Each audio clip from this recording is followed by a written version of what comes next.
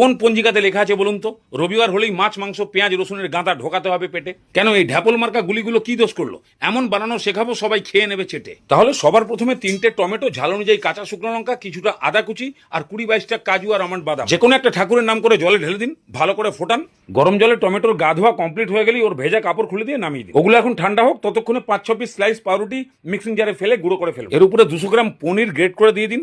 পনিরের মধ্যে যেন জল একদম না থাকে। এবার একটা মিডিয়াম সাইজের সেদ্ধ আলু ঠান্ডা করে গ্রেট করে দিই। তার উপরে পরিমাণ মতো নুন, ধনেপাতা কুচি, বাদাম কিশমিশ কুচি, গ্রেট করা আদা, 1 চামচ গোলমরিচের গুঁড়ো, 1 চামচ লঙ্কার গুঁড়ো আর 1 চামচ চাট মশলা, এগুলোকে দিয়ে ভালো করে মেখে দিই। একদম চটকিয়ে মাখলেই এরকম একটা মন্ড তৈরি হবে।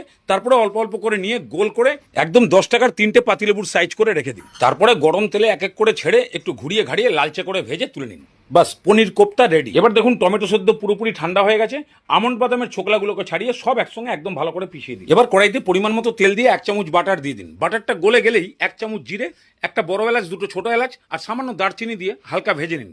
তারপরে সেই টমেটোর পেস্ট দিয়ে দিন। এবার মিক্সির ভেতরে যে মালপত্র লেগে আছে সেগুলো সামান্য জল দিয়ে ধুয়ে দিয়ে দিন। খুব ভালো করে একবার মিক্স করে দিয়ে 1/2 চামচ হলুদ গুঁড়ো, পরিমাণ মতো নুন, কাশ্মীরি লঙ্কার গুঁড়ো আর 1/2 চামচ চিনি দিয়ে এটাকে খুব ভালো করে ফোটান আর কষান। যখন দেখবেন মশলা থেকে তেল ছাড়তে শুরু করেছে সেই সময় সামান্য নাড়িয়ে ছাড়িয়ে দিয়ে আমুল ক্রিম 3-4 চামচ অথবা ঘরে মোটা করে জাল দেওয়া দুধ 3-4 চামচ দিয়ে দিন। কসুরি মেথির ফ্লেভার যদি পছন্দ হয় তাহলে সামান্য কসুরি মেথিও গুঁড়ো করে দিয়ে দিন। ভালো করে একবার মিক্স করে দিয়ে 1 ফুট ফুটিয়ে দিন। ফুটে গেলেই গ্যাসের ফ্লেমের সুইচ কিন্তু পুরোপুরি অফ। বাস, গেরুয়া গ্রেভিতে কোপ্তাগুলোকে ঢালুন টপাটপ। ভালো করে গ্রেভির সঙ্গে লেপটে দিয়ে এবারে গরম গরম 4টে কোপ্তা দিন পাতে। আরে মাছ মাংসকে কলা দেখিয়ে দেবে যদি থাকে 4টে পরোটার সাথে। কলা মানে কিন্তু বুড়ো আঙ্গুল।